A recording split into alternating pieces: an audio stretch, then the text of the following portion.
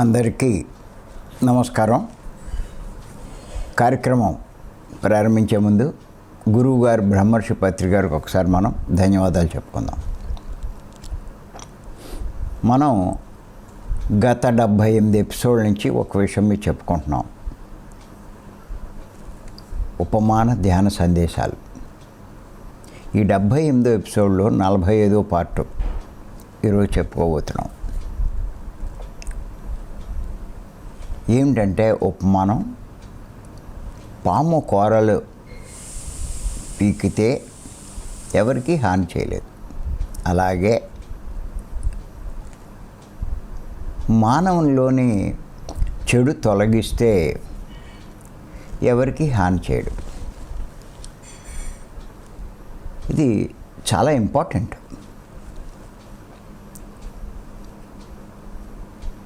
ఇంచేతంటే మానవుల్లో చెడు ఉంటే కనుక చెడు చేస్తూ ఉంటాడు. దాని ఫలితంగా కష్టాలు తెచ్చుకుంటాడు. అంచేత కష్టాలు ఉండకూడదు అంటే ఏ మానవుడైనా సరే తనలో ఉన్న చెడు అంతా తొలగించుకోవాలి. చెడు అనేక రకాలు, అసమస్య కాదండి. 1, 2, 3 ఉంటే చాలా తేలిగ్గా తీసేసుకోవచ్చు. ఎన్ని రకాల చెడు ఉందో మానవులు తెలుసుకోలేకపోతున్నారు. లేకపోతే కష్టాలు ఎందుకు వస్తాయి?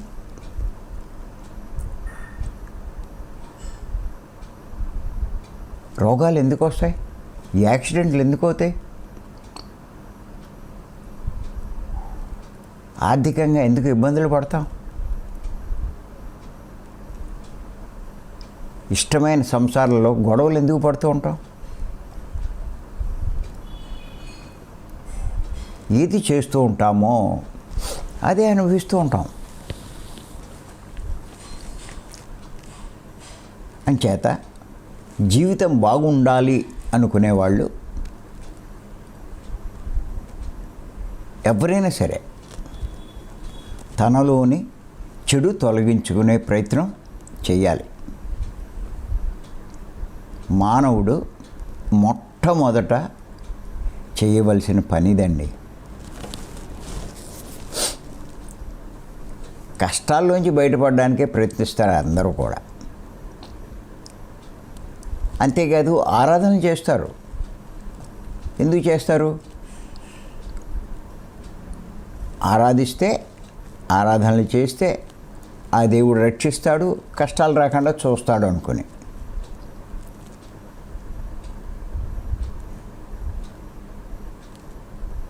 నీ కష్టాలకు కారణం ఎవరూ కాదు, నువ్వే. నువ్వు గతంలో చేసిన పనులే. అంచేత ఎందుకు చేశావు అంటే నీలో చెడు ఉండబట్టి.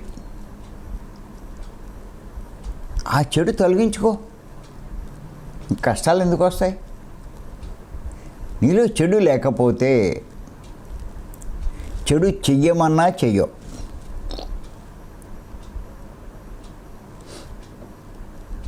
నీలో చెడు ఉంటే చెడు చెయ్యకూడదనుకున్నా చేసేస్తూనే ఉంటావు. చాలా విచిత్రం ఇది.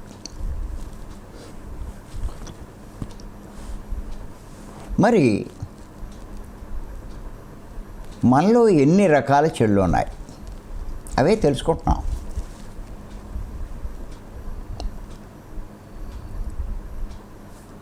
చాలామంది ఏమని అడుగుతారంటే, ధ్యానం ఎందుకు చేయాలండి అంటారు. ఏముంది ధ్యానం చేస్తే, ఊరికే కళ్ళు మూసుకుంటే ఏమొస్తుంది అనుకుంటారు.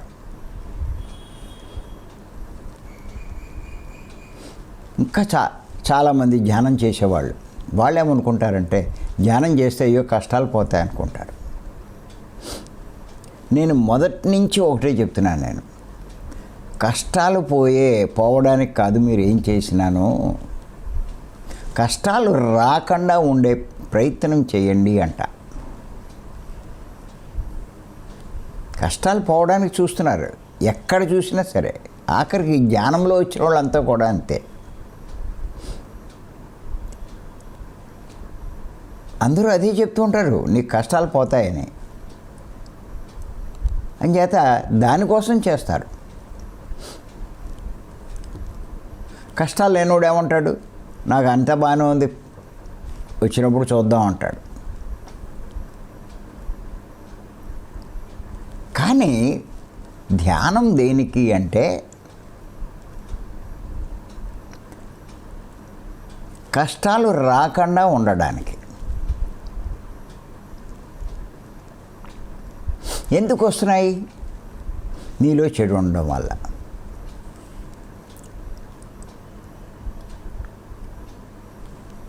మీరు ఒక్కటే గుర్తుపెట్టుకోండి, బండ గుర్తు. ఒక్క మానవుడు తనలోని చెడులన్నీ తొలగించుకోవడానికి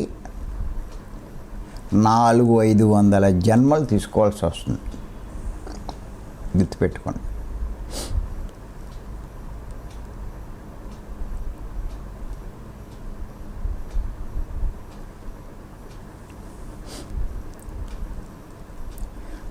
ఎందుకంటే ఒక్కొక్క జన్మలో కొన్ని చెడులు తొలగించుకుంటున్నాడు. అంటే ఎన్ని రకాల చెడు ఉందో ఒక్కసారి ఆలోచించండి.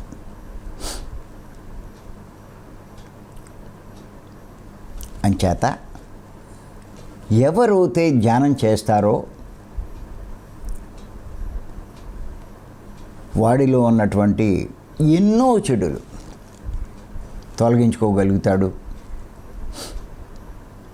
తీవ్ర సాధన కనుక వాడు చేస్తే కనుక, ఆహార నియమాలు పాటిస్తూ,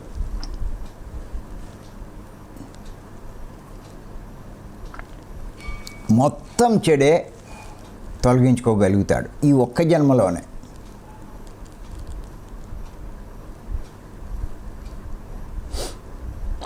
అందుకే నేను సాధన తీవ్రంగా చేయండి,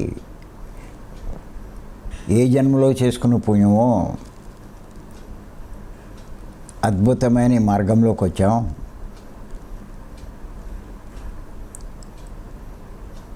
ఈ అవకాశాన్ని బాగా ఉపయోగించుకోండి అంటాను నేను.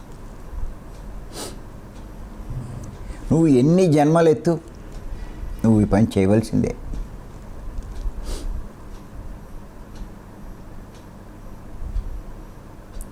అంచేత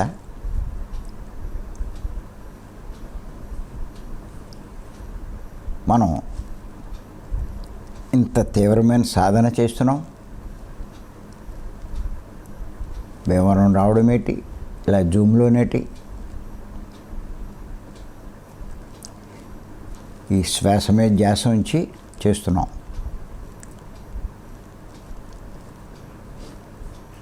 ఎందుచేతనంటే శ్వాస మీద ధ్యాస ఎందుకు ఉంచుతున్నాం అంటే, ఈ శ్వాస మీద ధ్యాసే నీ మనసును శుద్ధి చేస్తుంది. మనసులోని మాలిన్యాలే మనలో ఉన్న చెళ్ళండి.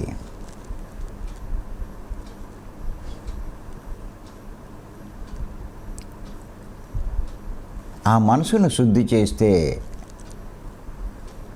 మనసులోని మాలిన్యాలన్నీ పోతాయి.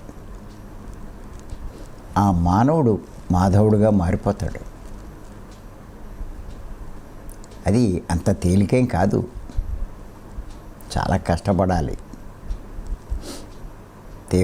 తీవ్రమైన సాధన చేయాలి.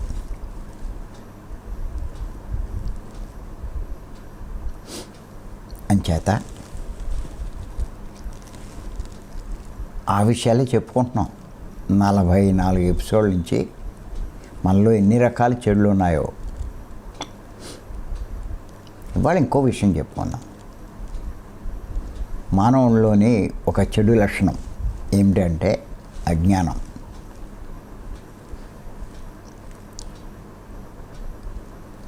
అజ్ఞానం అంటే తెలిసి కూడా ఆచరించకపోవడం. ఒక రకంగా ఇంకా చెప్పాలంటే తెలిసి కూడా తప్పులు చేస్తాడు.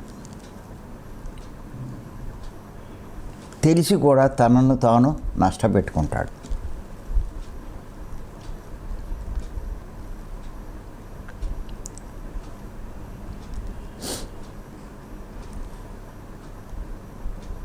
అలాంటి అజ్ఞాన లక్షణం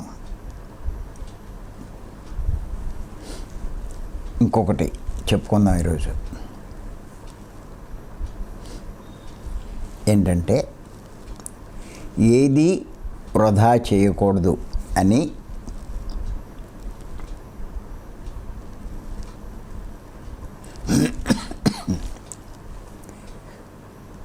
అన్నిట్లో పొదుపు పాటిస్తూ ఉంటాడు.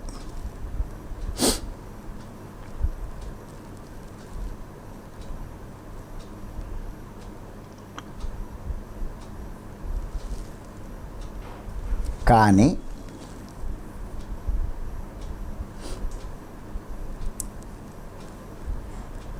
విలువైన సమయాన్ని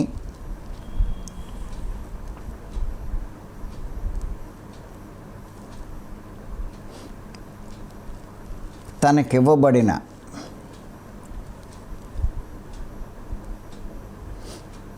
విలువ కట్టలేని శక్తుల్ని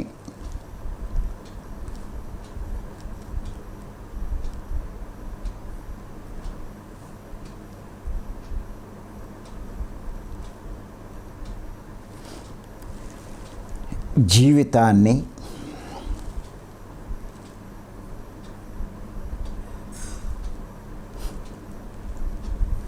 వృధా చేయడం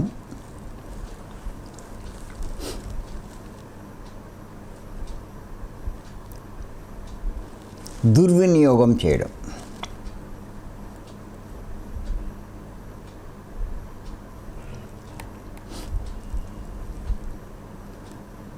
అన్నది అజ్ఞానం.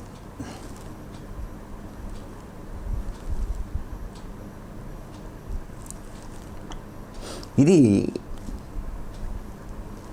మాటి మాటికి మనం గుర్తుంచుకోవాల్సిందే, తెలుసుకోవాల్సిందే. ఒకసారి తెలుసుకున్నా కూడా ఇది చాలాసార్లు మనం చర్చించుకున్నాం. అయినా మళ్ళా చర్చించుకోవాలి.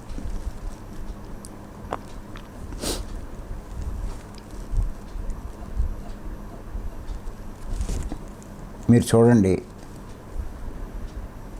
విలువ లేని వాటిని ఎంతో ఆదా చేస్తాం, పొదుపు పాటిస్తూ ఉంటాం. విలువైన వాటిని వృధా చేస్తున్నాం. అంటే విలువ లేని వాటిని అంటే అల్పమైనవి లెక్క.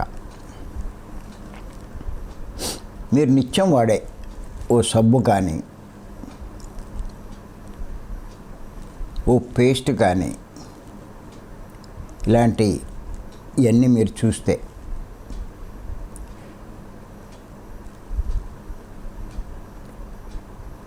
లేకపోతే ఓ కరెంటు విషయంలో కానీ ఇలాంటివన్నీ చూస్తే వృధా చేయడానికి ఇష్టపడరు.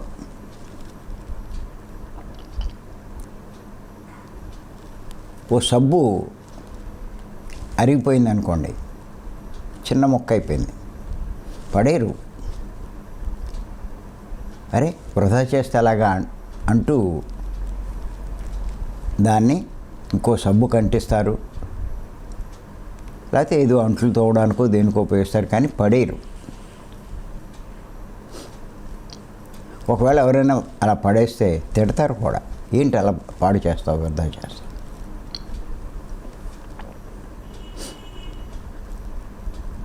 మరి కొంచెం ఆలోచించండి. సబ్బు విషయంలో అంత ఆదా చేస్తున్నారే, పొదుపు పాటిస్తున్నారే, మీ సమయాన్ని ఎంత వృధా చేస్తున్నారు ఆలోచించండి మీరు.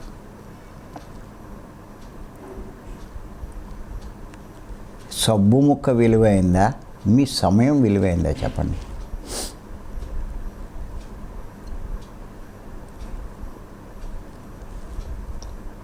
ఆత్మైన మీరు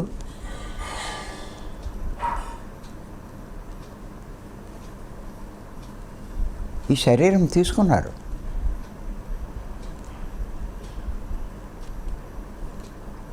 ఎందుకు తీసుకున్నారు? ఈ శరీరంతో ఎంతో జ్ఞానం సంపాదించడానికి.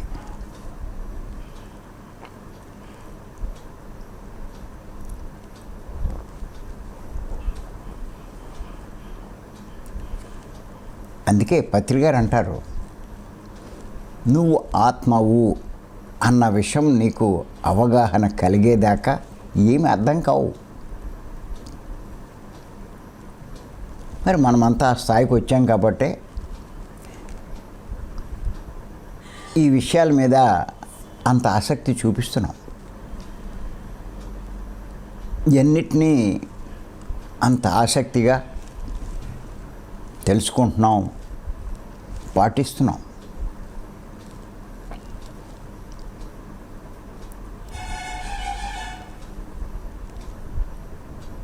ఎందుకు ఈ శరీరం తీసుకున్నాం? ప్రతి ఒక్కళ్ళం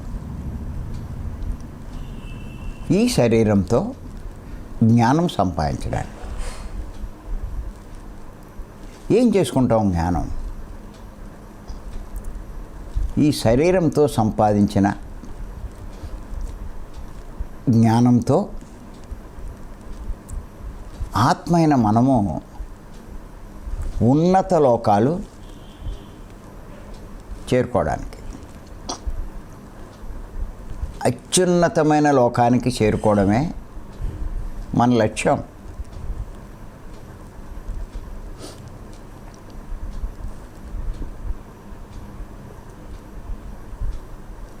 అదే మనం చేయవలసింది.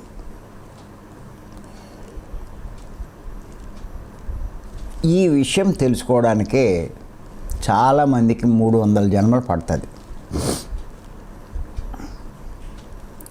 అలా తెలుసుకున్న వాళ్ళం మనం.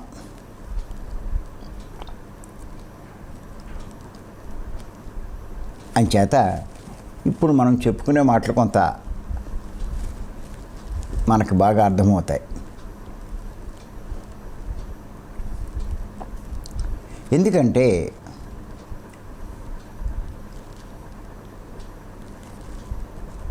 ఈ శరీరం తీసుకున్నాం. ఈ శరీరం కలకాలం ఉండదండి. ఉంటే గొడవ లేదు, కలకాలం ఉండదు. ఒకవేళ అనుకున్నంత కాలం ఉన్నా కూడా, అంటే ఈ శరీరానికి ఉండవలసిన ఆయుష్ ఉన్నా కూడా, పెద్దలు చెప్తారు,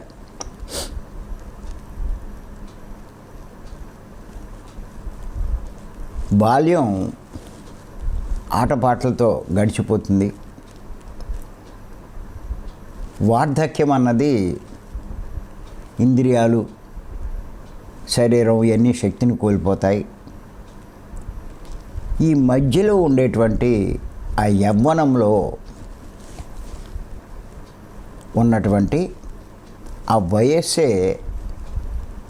ఈ జ్ఞానం సంపాదించడానికి అనుకూలమైంది. పోలే ఆ యవ్వనంలో సరే మీరు గమనించండి, సగం రాత్రికి గడిచిపోతుంది ఆ యవ్వనంలో ఉండేటువంటి.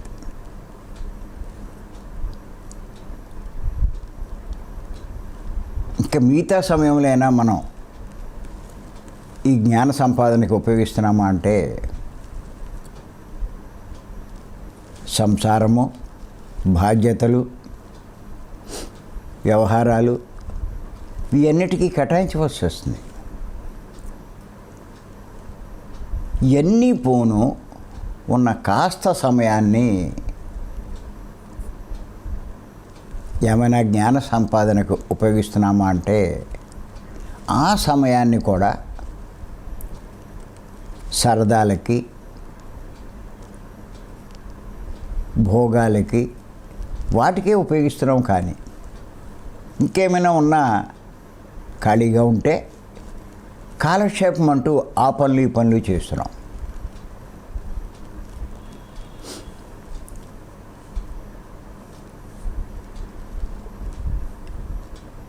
అంటే ఒక రకంగా ఆ కాస్త సమయం మిగులుతుంది మనకి. ఎన్ని పోను ఆ ఉన్న సమయం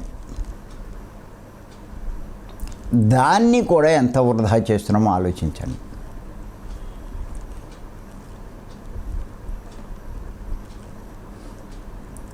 అంచేత తెలివైన వాడు ఏం చేస్తాడంటే తనకున్న సమయాన్ని పూర్తిగా సద్వినియోగం చేసుకుంటాడు. ఇంకోటి ఏంటంటే నేను కూడా గమనిస్తున్నాను, ఆ సమయం ఉన్నా కూడా ఈ జ్ఞాన సంపాదనకి చేసే పనులు, అంటే జ్ఞానం సంపాదించడానికి చేసే పనులు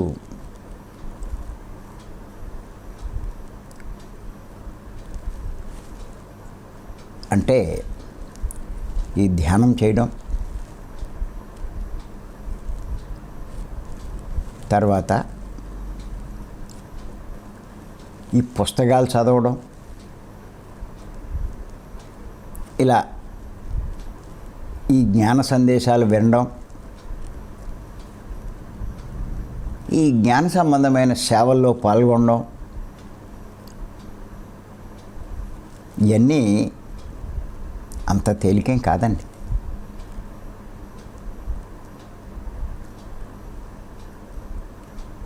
ఎక్కడ చేయగలుగుతాం కంటిన్యూ?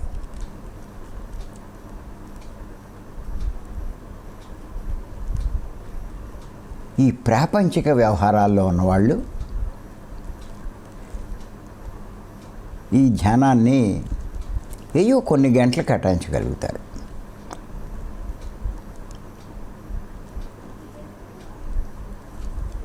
మరి ఆ కొన్ని గంటలైనా సరే దీనికి కేటాయించకపోతే జీవితం ఎంతో వృధా చేసుకున్నట్టు అవుతుందండి. అరే కొంతమంది ఋషులు, మహర్షులు, అవధూతలు మొత్తం జీవితం అంతా ఆ సాధనకి, జ్ఞాన సంపాదనకి ఉపయోగిస్తారు వాళ్ళు.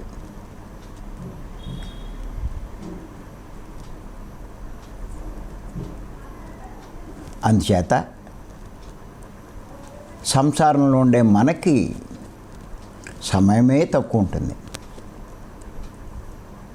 ఆ కాస్త సమయం విలువ కట్టలేనిది అవుతుందండి ఈ జన్మలో.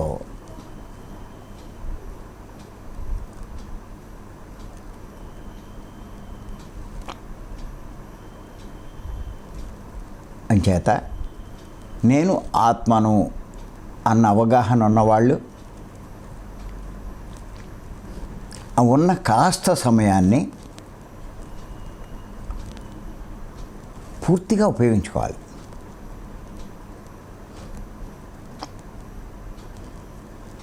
దాన్ని వృధా చేయకూడదు, ఆ సమయాన్ని దుర్వినియోగం అసలే చేయకూడదు. అంటే ఆ సమయంలో ఇతరులకి నష్టం కలిగించే పనులు కనుక చేస్తే దుర్వినియోగం చేసినట్టే. తప్పులు చేస్తే దుర్వినియోగం చేసినట్టే ఆ సమయంలో. ఊరికే కాలక్షేపం చేయకూడదు. పత్రిక గారు ఎన్నోసార్లు చెప్పారు, నేను చూశాను, గమనించాను. నేను వ్యర్థమైన మాటలు ఎందుకు అంటారండి. ఆ కవులు, ఈ కవులు, ఎందుకు అది టైం ఎందుకు నువ్వు అలా వృధా చేస్తూ ఉంటారు? హెచ్చరిస్తూ ఉంటారు పెద్దలు మనల్ని.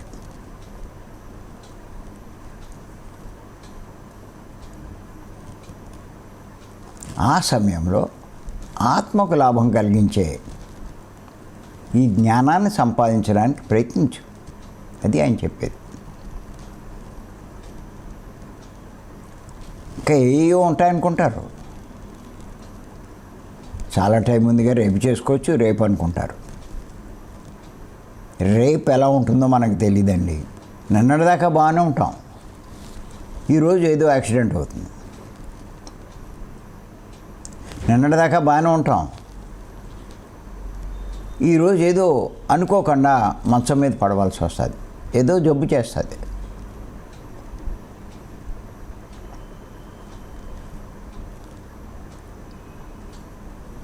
అంచేత ఏంటంటే ఏ టైంలో ఏం జరుగుతుందో తెలీదు. ఉన్నప్పుడే చేయవలసింది చేయాలి.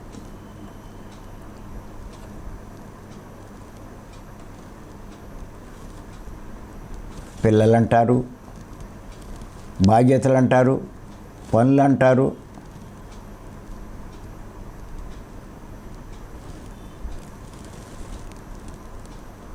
సమయాన్ని మనం వృధా చేసినట్లయితే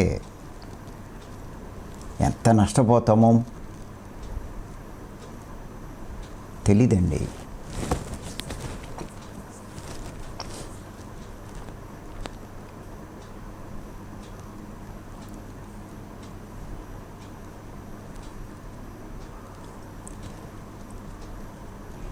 ఎప్పుడు తెలుస్తుందంటే మనకి శరీరం వదిలిన తర్వాత తెలుస్తుంది.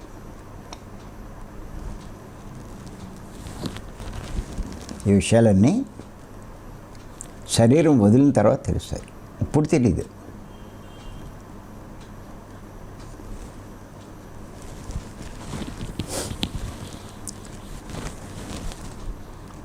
మరణించిన తర్వాత తెలుస్తుంది.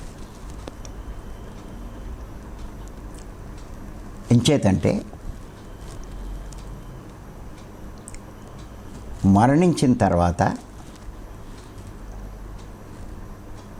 నేను దేహం కాదు, ఆత్మ అని స్పష్టంగా తెలుస్తుంది.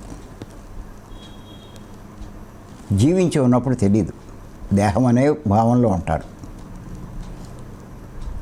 ఎప్పుడు తెలుస్తుంది అంటే మరణించిన తర్వాత తెలుస్తుంది.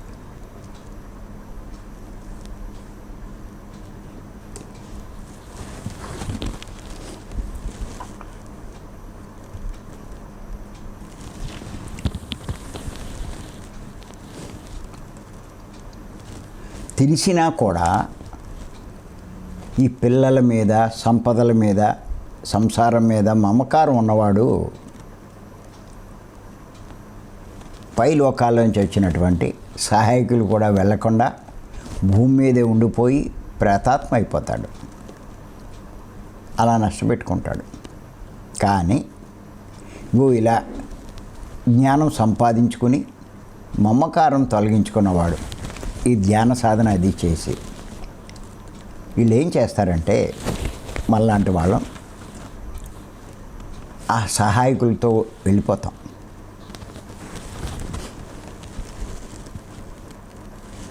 అక్కడికి వెళ్ళిన తర్వాత ఆ పరిస్థితులకి, అక్కడ వాతావరణానికి అలవాటు పడతాం. మెల్లిమెల్లిగా ఏమవుతుందంటే ఈ భూలోకంలో ఉన్న వాటి మీద కానీ, కుటుంబం మీద కానీ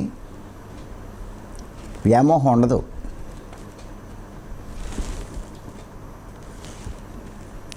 ఆ పైలోకాల్లో ఉన్న వాతావరణంలో అలవాటు పడిపోతారు. ఇక్కడ ఇవన్నీ మర్చిపోతారు.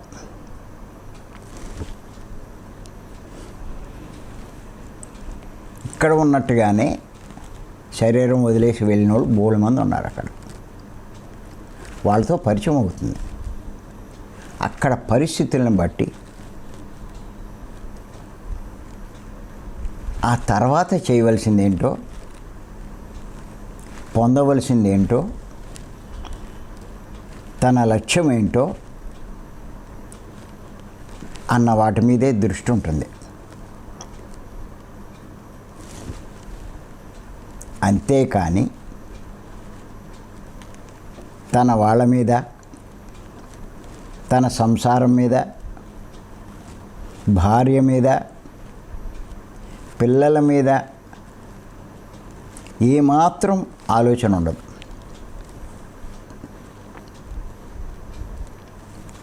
అలా ఆత్మైన తాను పైలోకాల్లో ఉన్న వాతావరణంలో ఇమిడిపోతాడు. ఇది మనకు అర్థం కావాలి అంటే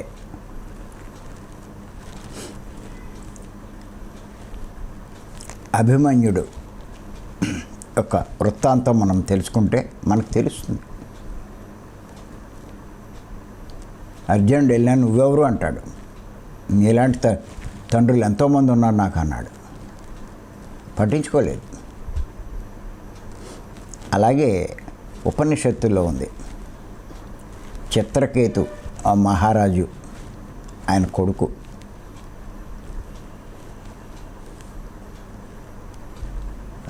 కొడుకు చనిపోతే చిన్న వయసులోనే పిల్లవిల అడవడం మొదలెట్టాడు. అప్పుడు నారదులు వాళ్ళు వచ్చి ఆ కొడుకుని రప్పిస్తారు. రప్పిస్తే చెప్తాడు,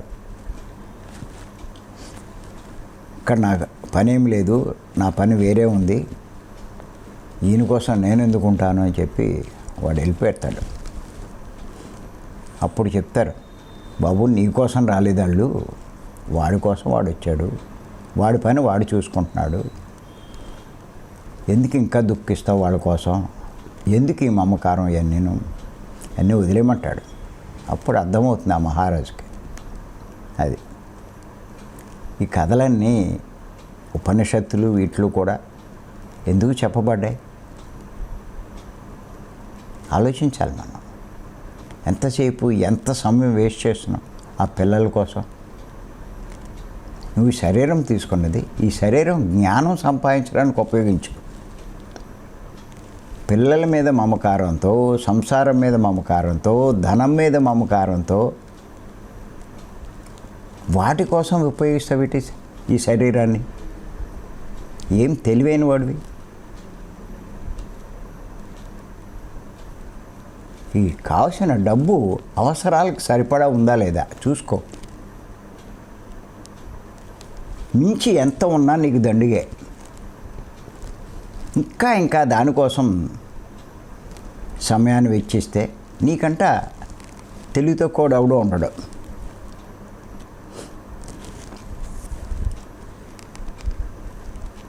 ఇంచేత ఈ కింద ఉన్న వాళ్ళ మీద వాళ్ళేమీ దృష్టి పెట్టరు. కారణం ఏంటంటే వాళ్ళకి తెలుస్తుంది ఇక్కడ పైన.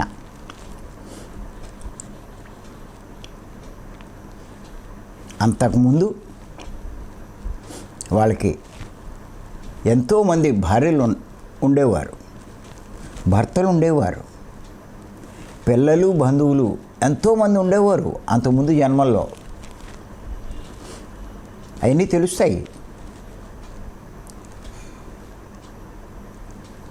మరి ఎవరి మీద వ్యామోహం పెంచుకుంటాడు, ఎవరి మీద మమకారం పెట్టుకుంటాడు? వాళ్ళు ఒక్కళ్ళే పోతే వాళ్ళ మీద పెట్టుకుంటాడు.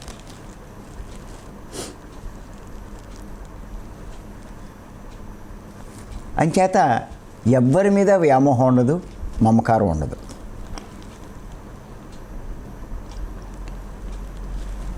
ఎంతసేపు తను తర్వాత చేయవలసిన పని మీదే దృష్టి ఉంటుంది.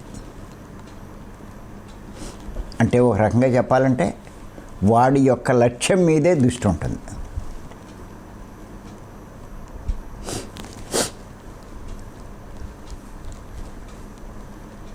ఎంచేతంటే భూలోకంలో ఉన్నంతసేపే మాయలో ఉంటాడు. పైలోకాలకు వెళ్తే మాయ ఉండదు, వాస్తవంలో ఉంటాడు. అందుకే భూలోకంలో ఉన్న తన వారి మీద అక్కడికి వెళ్ళాక దృష్టి ఉండదు. కింద ఉన్నవాళ్ళు ఏమనుకుంటారంటే మన గురించి ఆలోచిస్తూ ఉంటాడు, మన గురించే తలుచుకుంటూ ఉంటాడు అని అనుకుంటూ ఉంటారు. చాలామంది అంటూ ఉంటారు, నాకు కల్లోకి వచ్చాడు, మా నాన్న వచ్చాడు, మా అమ్మ వచ్చింది అంటారు. ఇవన్నీ వీళ్ళ భావాలు తప్ప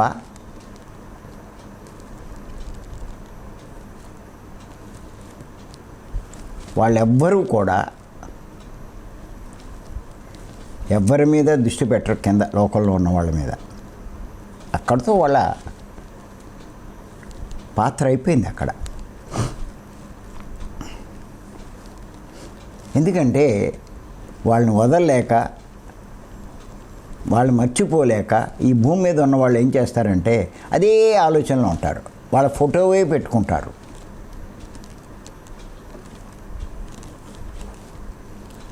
అలాగ ఎంతసేపు వాళ్ళ గురించి ఆలోచించడం వల్ల రాత్రి నిద్రపోయినప్పుడు ఇంద్రియాలు పనిచేయవు, మనసు ఒకటే పనిచేస్తుంది. ఆ మనసులో ఇవే వస్తూ ఉంటాయి. ఏదో వాళ్ళకి కనిపించినట్టు, వాళ్ళకి ఏదో ఇలా సలహా ఇచ్చినట్టు, మాట్లాడుతున్నట్టు ఇవన్నీ అనుకుంటూ ఉంటారు. చెప్తారు వాళ్ళు, మా అమ్మ నాకు కల్లో వచ్చింది, మా నాన్న నాకు కల్లో వచ్చాడు, చనిపోయిన నా భర్త వచ్చాడు, ఇలాగా నా కొడుకు వచ్చాడు అని. ఇది వీళ్ళ ఊహ అంతే. మనసులో ఉన్నటువంటి ఆ భావాలే రాత్రి నిద్రలో అనిపిస్తాయి. మనం చెప్పుకున్నాం, జాగ్రత్త అవస్థలో జరిగిన సంఘటనల్ని మనసు కల్పనలు చేస్తూ ఉంటుంది, వాటినే కలలు అంటాం అని చెప్పుకున్నాం. అదంతా మనసు చేసే పని, అదేదో కనిపించినట్టు కాదు, ఏమీ కాదు.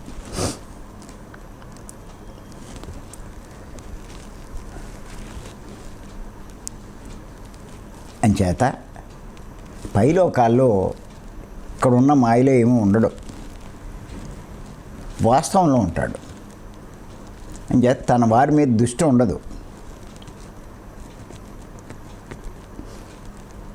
భూలోకంలో ఉన్న వాళ్ళకు ఉంటుంది ఆ దృష్టి, వాళ్ళు మాయలో ఉంటారు కాబట్టి. అంచేత వీళ్ళ కోసం వాళ్ళ కోసం అజ్ఞానంలో ఉన్న వాళ్ళే సమయాన్ని వృధా చేస్తారు. గుర్తెట్టుకోండి, విలువైన తమ సమయాన్ని జ్ఞానం సంపాదించుకోవడం కోసం తనకు కేటాయించబడిన సమయాన్ని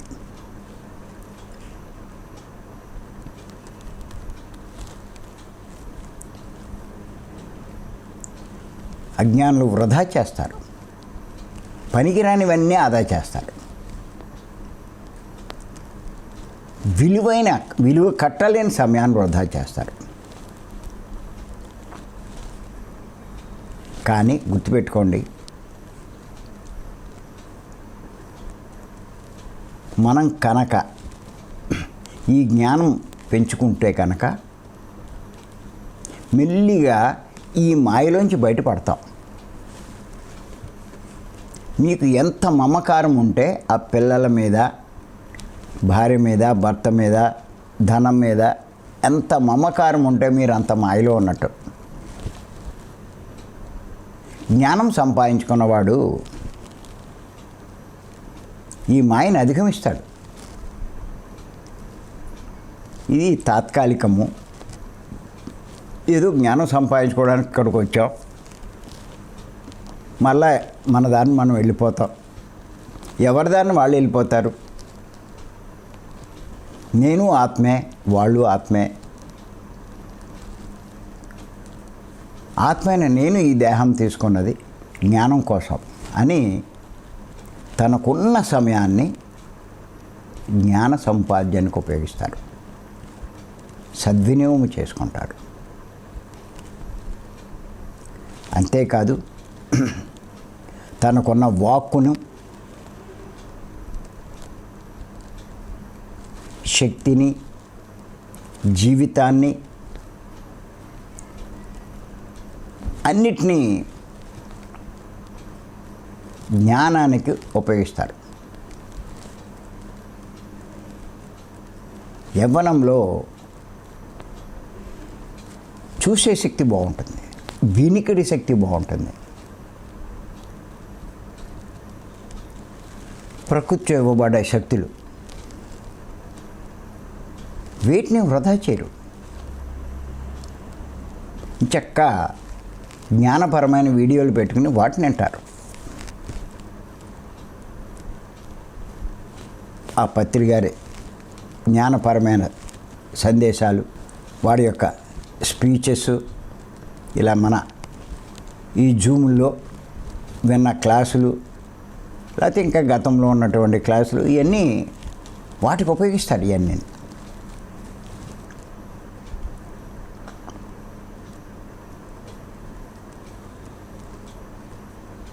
అజ్ఞాని పనికి రానివి ఆదా చేస్తాడు, పనికొచ్చేవన్నీ అశ్రద్ధ చేసి వృధా చేసుకుంటాడు. ఎందుకు చేస్తున్నాము అంటే అజ్ఞానమే కారణం. మీరు వృధా చేస్తుంటే ఇంకా మీరు అజ్ఞానంలో ఉన్నట్టే లెక్క, గుర్తుపెట్టుకోండి. అందుకే నేను చెప్పేది ఇది.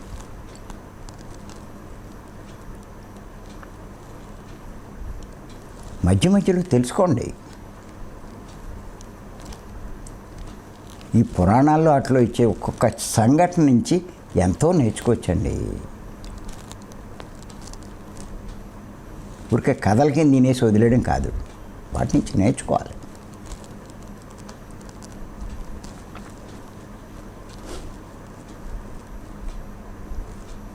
అతి కొద్ది సమయం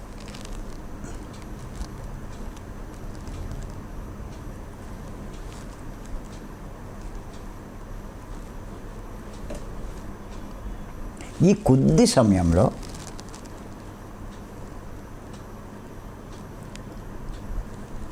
ఇటువంటి మమకారాలు ఇవన్నీ వదిలిపెట్టి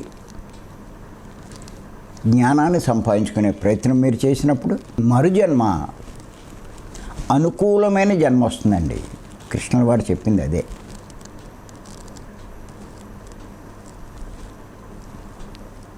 ధనవంతుడిగా పుడతారు, ధనం కోసం తిరగక్కర్లేదు. యోగుల గృహంలో పుడతారు, కుటుంబంలో అందరూ మీకు సహకరిస్తారు మీ సాధనకి. ఏ ఇబ్బందులు ఉండవు.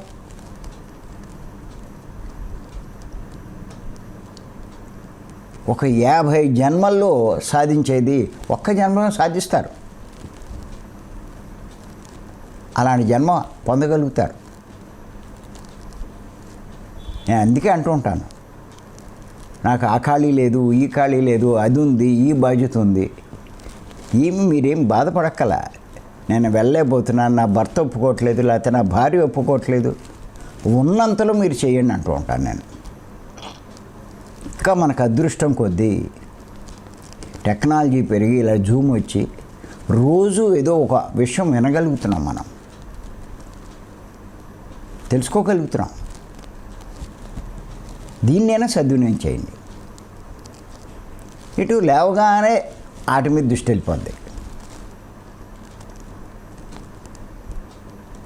ఒక్క అరగంట విషయాలని విని కాస్త అవగాహన చేసుకుని, చాలామంది మేము రికార్డింగ్ వింటున్నాం అంటారు. లైవ్లో మీరు విన్నది వేరు, రికార్డింగ్ వేరు. అది అంచేత